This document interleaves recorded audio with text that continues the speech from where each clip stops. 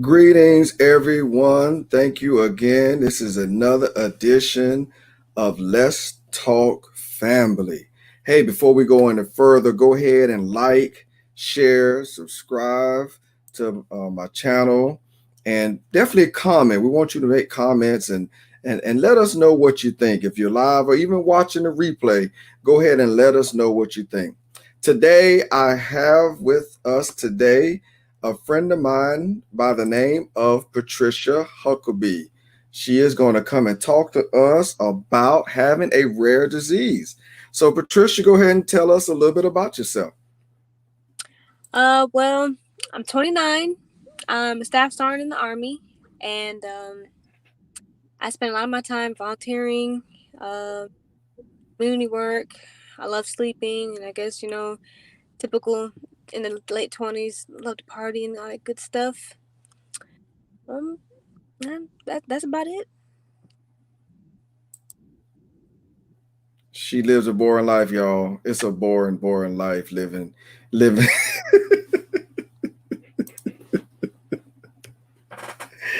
Oh, she really does not talk a lot about herself. So I knew she wasn't going to say too much about this. For some of y'all that are watching this that recognize her, she actually used to be my driver back in the day. I got quite a few followers that we're in the same unit together. So just want to go ahead and tell her, hey, like, what's up? You know what I'm saying? 320 back in the house. So let's start into the conversation. We're talking about you having a rare disease. So what is this rare disease that you have? This rare condition is a reoccurring stroke condition, but it's vascular, and it's called moya moya. And its origins comes from the Japan area. But when I found out I had it was through having very, very bad headaches, and couldn't take it one day, and I went to the ER and they told me I had a stroke. Apparently I had two and didn't know it. So that was a scary time for you, wasn't it? Yeah, being 20. Yeah. 20 years old, having a rare disease, early in your military career, trying to get your foot on the ground, and boom, you're diagnosed. Well, it was just headaches at first. It was just headaches, and you didn't know what was going on, right? Mm-hmm. Yeah. What made the headaches different that you thought something was different? Being that it lasted more than 3 days and taking all types of medication, especially like Excedrin. When I noticed the Excedrin wasn't working, then I was like, okay, something's wrong. And then like that fifth day, I woke up one morning and I like couldn't really open my eyes because everything, one side was dark and it was like just different colors. And then I went into work and they told me I didn't look good, and I went to the ER.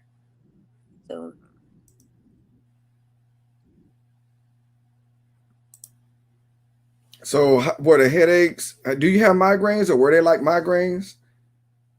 Some of the doctors there, they try to like explain to me saying it was a migraine, but I've never really had a migraine, so I don't know the difference between like a headache and a migraine. I was just saying headaches.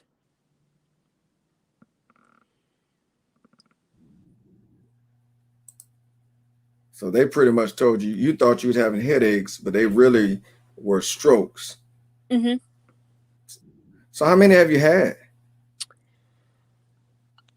In a total, before the surgery, they found 3. Wow. And you had no idea what was going on. You just thought you was having headaches. Yeah, from being dehydrated, or let the Army tell it was heat exhaustion. Right. Now we're not talking bad about the Army, so folks won't think that we're talking bad about the Army. We just talking about what her experience and everything that was going on. So here's an interesting fact that I would definitely like for you to share. You have an identical twin. Yes, I do. Erica. And how does she had a disease? Has she been affected by disease? Has she been diagnosed? No, Erica has absolutely nothing wrong with her. She gets headaches, but they weren't like my headaches. But there is nothing medically wrong with her. That's the baffling part. No, Wow. Did she go you don't got it. right? Did she go get checked? Nope. Does she want to? Yeah. Ah, right. Hmm. So how did you end up having a surgery? Like what was that about? Was it a suggestion? Was it something that was just had to? Well, after they found out, well, they gave me a prognosis, and they brought up, they're like, the only way to, it's not curable, but the only way to treat it is to get this, it's a bypass. So the bypass is where they put the artificial vessel, they put it on my frontal lobe, and so it could produce more blood and oxygen, I guess. But they said that surgery is the only way to really treat it to make it so that's manageable. But Mm, about all this is that this is really found in children, and not most people make it between my age bracket. And the older people that they find it in, they don't really recover from it. yeah, yeah. So talk about the surgery. Like how was that? How long was the surgery?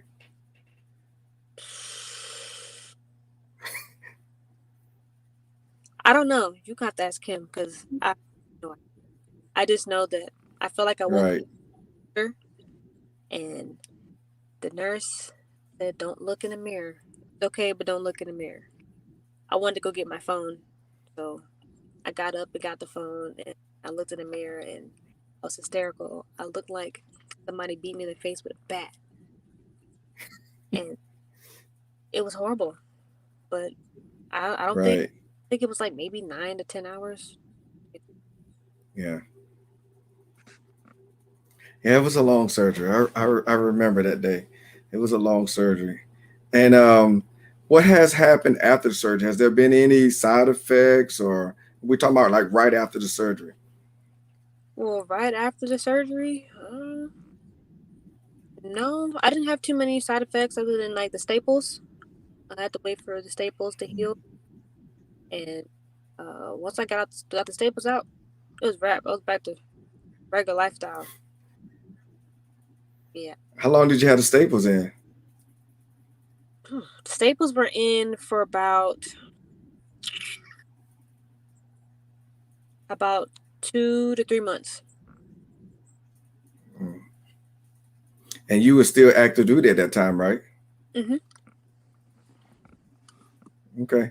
So did you have any scars or anything left after the surgery? Yes, I've it's from when they did the initial opening, so it's like a backward C. So it's like at my frontal lobe, Right, by my temple, and then by my ear. So it's like it looks like that. right. Do you keep it covered up all the time? Oh yes, I don't like You don't show nobody? no, because when I first got the staples out and I was able to like wear my hair out, I went to the store and because they took out a piece of my frontal lobe, so there's like it looks like a knot on my forehead. I'll never forget it. This lady asked me. She didn't ask me. She just looked at me funny and she gave me a card. And she was like, "If you need anything, just call me."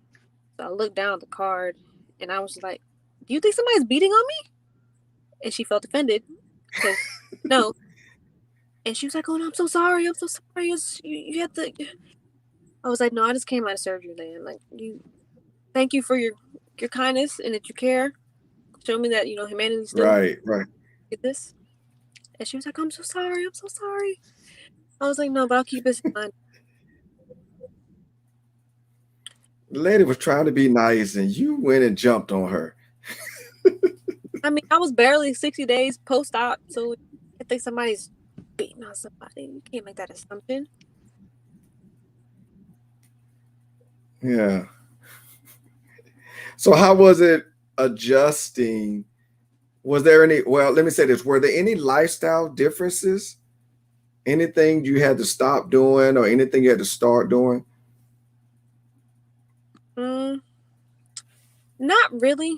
I mean, I couldn't, back then I was able to run multiple miles, and uh, I couldn't really run as much because with it being fresh and me still trying to stay in shape and everything, but I was pretty much, I couldn't do everything because I would make too much blood flow and it'd be too fast. And Mm, she said if I moved too fast, and it could be a consequence of me like passing out or having another stroke because it was so early. But like maybe I could say it was 6 months. I really didn't do anything. So maybe uh, a year or two later, I was actually be able to take a PT test and all that good stuff again. So I would say maybe like a year and a half mm. of like sitting out, not doing anything. But other than that, really nothing in life changed. So, right. So pretty much you back to normal. Yep, back to Special Huckabee, doing whatever she was doing. I know, right? Wilding out, cutting up, getting in trouble. Yeah, a little bit of all that, just a little bit.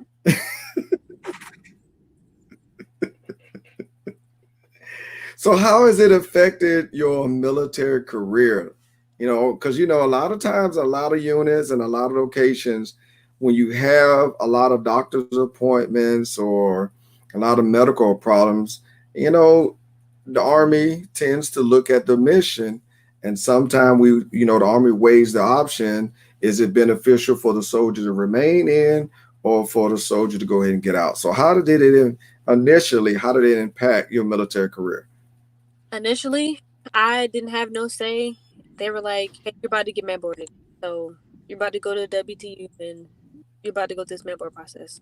Pretty much, I was under Okay, the so not everybody that watches the show is in the military or affiliated with the Army. So when you start throwing all these Army acronyms out, we're gonna need you to break them down so we know what you're saying. okay. So the MEB is the Medical Evaluation Board, and you go through this process when they find you. If they can, you can be retained in your MOS, and that's pretty much saying, yeah, either you can stay in or you're gonna get out. But in my case, we started the the MEB, well, the Medical Evaluation Board process. And when I started the process, they were like, you're done. We're just gonna go ahead and do your surgery and get you out. But I appealed everything that they were saying, and I was like, no, I'm not ready to get out. I mean, I just got 2 years in. I was supposed to apply, and so they gave me a lawyer, and she told me what I needed to do. And then like a couple days later, they was like, hey, you're fit for duty. You're good to go. So as far as it impacting my career, that portion from 2012 to 2014, I was at the Warrior Transition Unit, and I was there healing and recovering from the surgery. But so after the MEB gave me a profile, and the profile stated that I cannot go anywhere without a neurological team present. So that Mhm. hindered me as far as PCS. So therefore, I'm stuck here at Bragg until they can find. PCS. What is this PCS you speak of? Wait, I got PCS. Pretty much need to move to a What is a different PCS? permanent change. If I'm not mistaken, is that right? Permanent change in station. Okay, Permanent change of station. so I haven't PCS but once, so it's not my fault. I don't. And now you say you're stuck at Fort Bragg.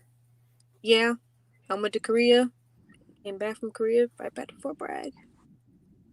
So going to Korea, how was that? Because most of those relocations are very stressful. I've done quite a few in my time, and they're very stressful. And the first one is the most stressful, and very they get less stressful because you get used to them over time. But you had got diagnosed with a rare disease. now it's time for you to relocate and you're leaving the country. So how was that, and thinking about, what you got going on medically? First off, I was scared because I've never been overseas. I never left the United States. But when I found out that Right. is they're medically prone, like for everything, they have majority everything over there. So I felt a little bit better. But when I got to Korea, everything was great. They didn't nothing like the unit didn't really care too much about the profile because it didn't hinder me from doing anything. So I got all that work in Korea. So therefore, professionally, it was okay.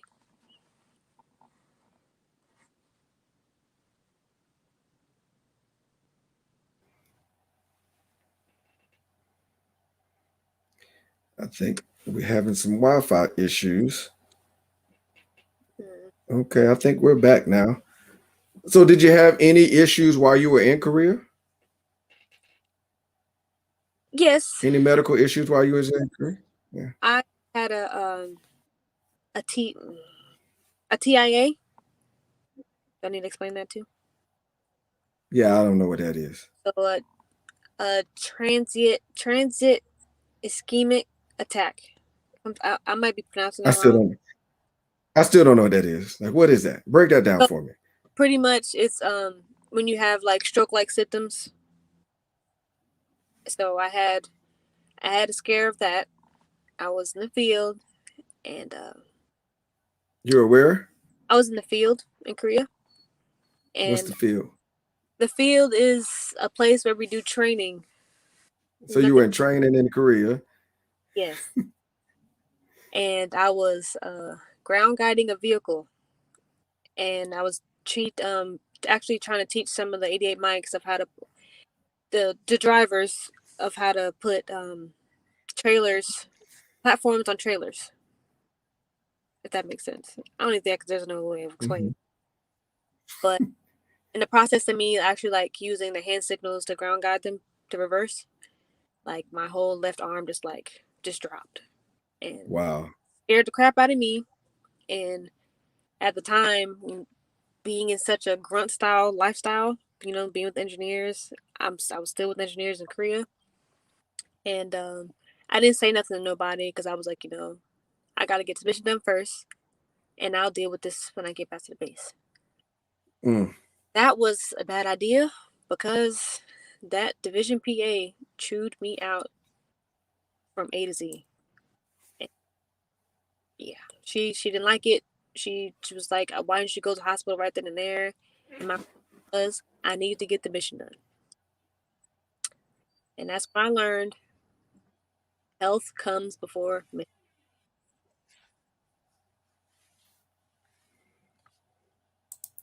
Wow. That's a common trend to a lot of the go-getters in the military. Um, a lot of go-getters in the military do put the mission over their self because the mission is important. Got to make sure we do what we're told to do. And so, how long was it from the time you lost feeling in your arm till you finally made it to the doctor? It was at least A 3 hours. day, 2 days, It was 3 hours. at We least how many? three. We went from Three camp. hours? Yeah. I was in Camp Casey for a little bit. We had to do some other stuff, and then we went back to Camp Humphreys. Wow. So what was the medical diagnosis after that? Was it like, I'm sure the doctor was like, hey, you got this disease, it's got a blood flow thing, and when you react and Yeah, she was not happy. She was very very upset. But right. they told me what they wanted to do, and then they sent me home the next day. Hmm. So did you finish your time in Korea? No, I came back a month early. So And was it due to medical? yes, which brought me back here to So do. pretty much, I know, right? So pretty much the rare illness that you have has really impacted a lot of your military career. Yes, for the most part, I've learned to So adjust. how have you I'm just about to ask you that. How have you adjusted to it? I believe I'm optimistic for the most part. Hmm. I just try to take whatever situation I'm in and make it great because being that I know I'm going to be stuck here brag for forever, I've accepted it and I've learned to be like, I'm just going to make the best of it because there's nothing I can do about it and I can't change it. I'm gonna tell y'all. So she was, I was her first platoon sergeant, and I've been her mentor ever since. And I'm just going ahead and tell y'all, she cried so many nights about staying at Fort Bragg. She wanted to leave. And it's not so much that Fort Bragg was bad. She wanted to experience another location in the military. So, and one of the things that you're told when you come in the military is that you get to travel. And now here you are diagnosed with an illness, and now you can't travel. Or is it that, wait a minute, is it you can't travel, or you limited travel, or only specific locations? It's specific locations, so if they don't have like a neurology team, I can't go. Okay. So is overseas out of the question again? No, I'm actually working on trying to get to Germany. Oh, really? Oh, okay. Okay. So what lessons have you learned throughout this process?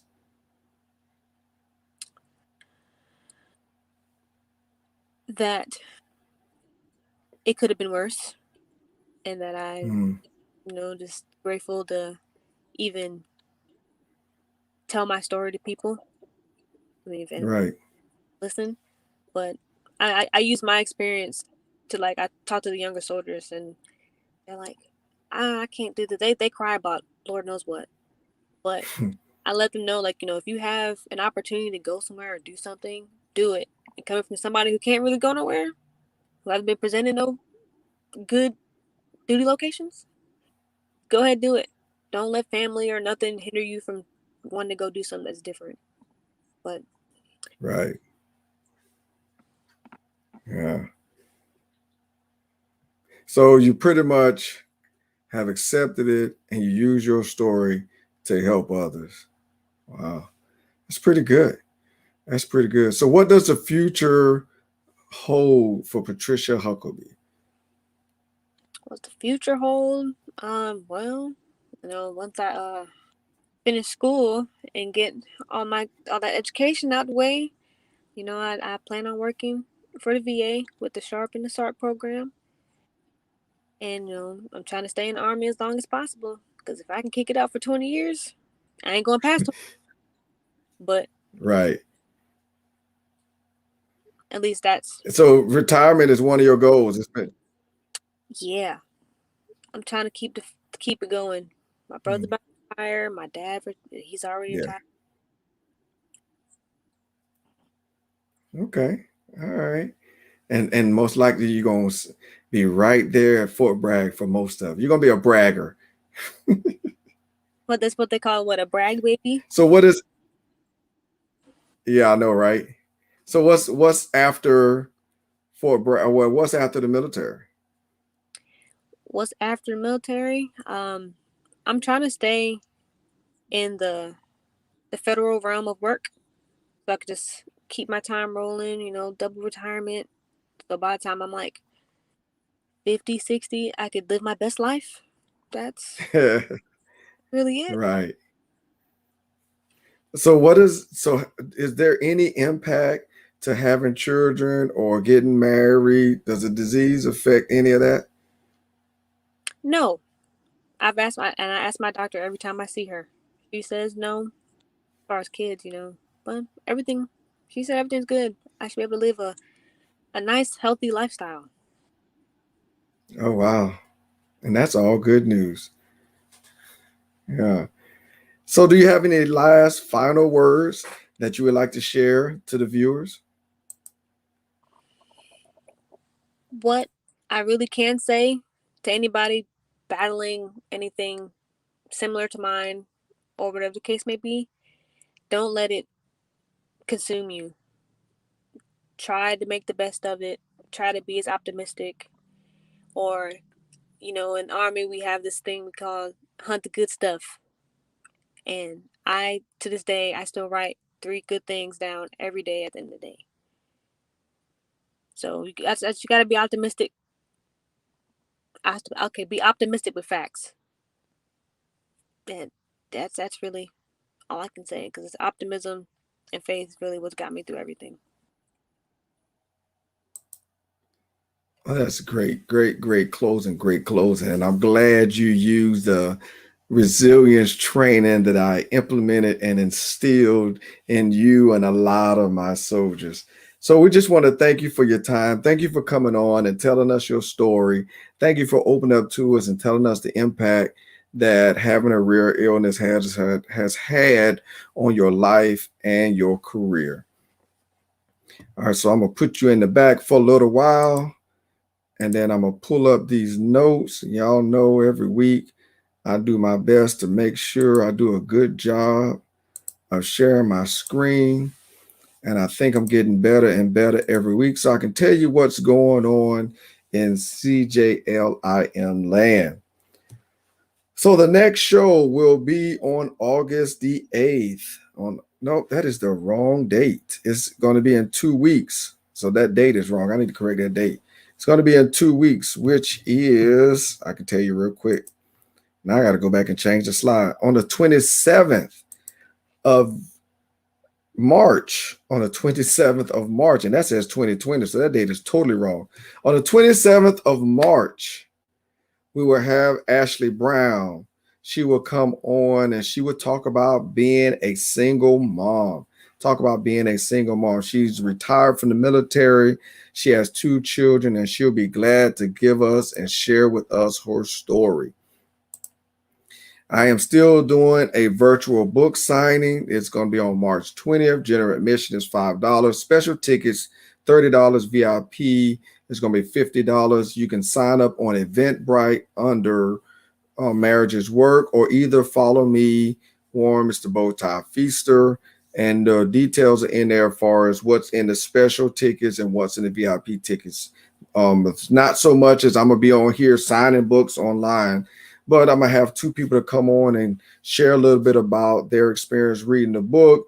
And then we're going to close it out. So it's only going to be about an hour. So feel free to sign up. I'm really looking for you to sign up. I'm really looking forward to a great event. The 3rd annual father-daughter banquet is on June 19th here in Crestview, Florida. If you would like to be a sponsor, I am doing a sponsorship booklet. You get in contact with me. My number is 931-320-9809, or you can go to my website, and the information is on there about the sponsorship packets. So you go to my website if you would like to be a sponsor. This is a night to honor and celebrate the relationships of fathers and daughters. Here at Let's Talk Family, we talk about family.